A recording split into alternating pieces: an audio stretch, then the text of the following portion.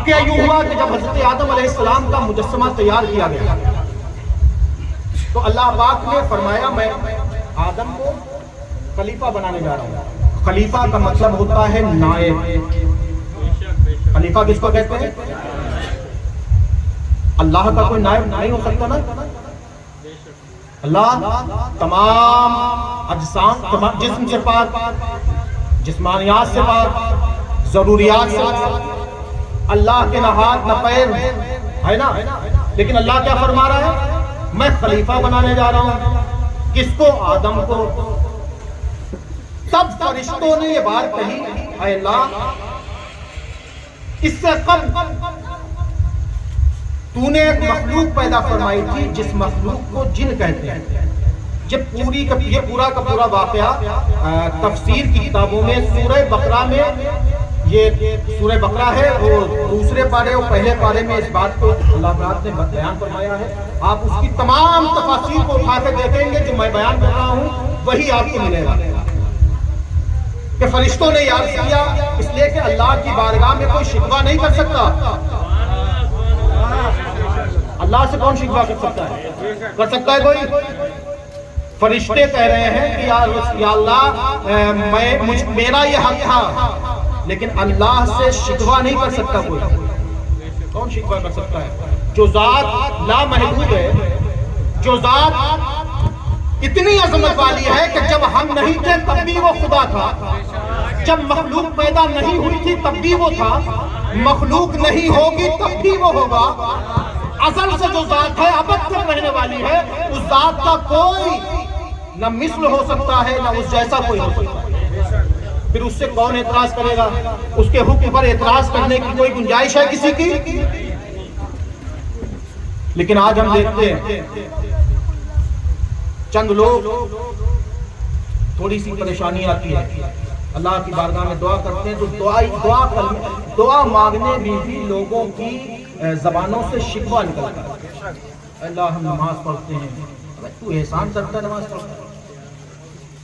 اللہ ہمارے گھر میں ایسا کیا ہے؟ ہم تو سب نماز بھی پڑھتے ہیں، ہم تو روزہ بھی رکھتے ہیں، ہمارے گھر میں قرآن بھی پڑھا جاتا ہے نا. لوگوں کے شکوے ہوتے ہیں کہ نہیں؟ مسلمانوں یہ شکوے کس سے کر رہے ہیں؟ آپ یہ سوچیے، اللہ سے جس سے شکوہ نہیں کیا جا سکتا، نہیں کیا جا سکتا. اس لیے کہ وہ ذات ایسی ہے جس ذات کے آگے، جس ذات کے سامنے انبیاء بھی جانے سے گھبرائے. میں نے ایک بہت بڑا جملہ کہا ابھی ہمارے مولانا صاحب شفاعت رسول کے بارے میں بیان فرما رہے تھے. بے شک اللہ کے نبی شفاعت فرمائیں گے، بے شک میرے نبی شفاعت فرمائیں گے، اور یہ اللہ کی طرف سے آپ کو اعزاز دیا ہوا ہے. اور یہ اعزاز کوئی ایسا ویسا اعزاز نہیں ہے، بلکہ اللہ نے خود سورہ والضحیٰ میں فرمایا، سورہ والضحیٰ میں کہ میں اے میرے محبوب میں آپ کو اتنا نوازوں گا کہ آپ راضی ہو جائیں گے. میں آپ کو وَلَسَوْفَ يُعْطِيكَ رَبُّكَ فَتَرْضَىٰ، اے میرے محبوب میں آپ کو اتنا عطا کروں گا کہ آپ راضی ہو جائیں گے. قیامت کے دن کے لیے آیت ہے نا، دنیا اور قیامت دونوں کے لیے لے لو تو دنیا اللہ کی بارگاہ میں عطائیں مانگ رہی ہے، رب فرما رہا ہے محمد میں تم کو عطا اتنا کروں گا کہ آپ راضی ہو جائیں گے. انبیاء و مرسلین اللہ کی رضا حاصل کرتے ہیں، لیکن یہ ایک انوکھی ذات ہے کہ جس کے لیے رب خود فرما رہا ہے کہ آپ راضی ہو جائیں گے. حشر کا دن ہوگا، نفسی نفسی کا عالم ہوگا. واقعہ سنا ہوگا آپ حضرات نے، امتیں آئیں گی، انبیاء کے پاس جائیں گے، آدم کے پاس جائیں گے. اے آدم آپ ہمارے باپ ہیں، انسانیت کے باپ کون ہیں؟ آدم ہے نا. اب جو باپ ہے نا وہ اپنے بچوں سے محبت کرتا ہی ہوگا. عرض کریں گے آپ باپ ہیں انسانیت کے، آج ایسا نفسی نفسی کا عالم ہے، آج ایسا قیامت کا دن ہے کہ بڑی بڑی پریشانیاں ہیں، دھوپ سوا نیزے پر ہے، ہم اپنے اعمال کی بدعمالیوں کی وجہ سے پریشان ہیں، آپ ہماری شفاعت فرما دیں. آدم کہیں گے اذهبوا الى غیری، دوسرے کے پاس جاؤ، دوسرے کے پاس جاؤ. جنت کو لوگوں نے آسان سمجھ رکھا ہے، جنت انعام خداوندی کا نام ہے نا، اور جنت وہی حاصل کرے گا جس پر اللہ کا انعام ہوگا،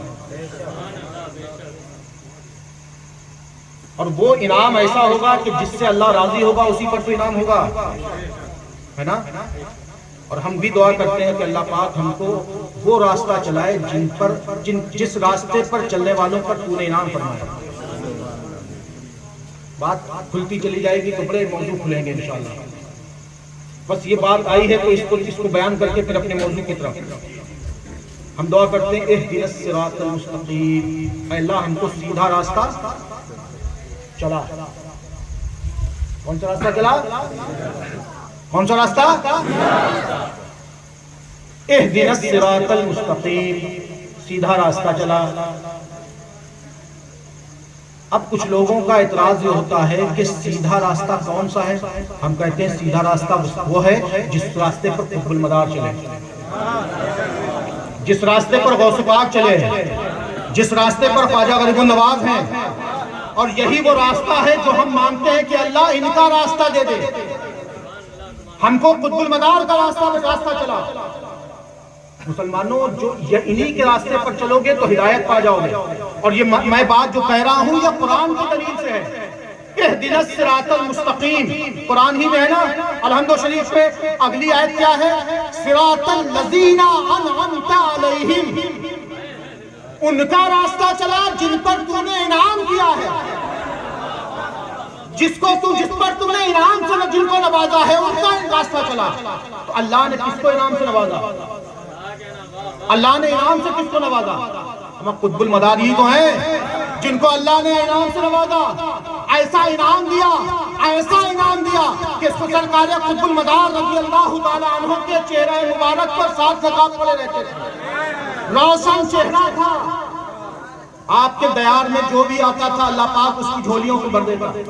آپ کی ٹھوکر اگر ایک کھوپڑی پر پڑ جائے، جسم کی کھوپڑی جس پر نہ کھال ہے نہ جسم ہے نہ ہی جس کا کوئی وجود ہے، ٹھوکر پڑ جائے اللہ پاک اس کھوپڑی میں زندگی ڈال دے۔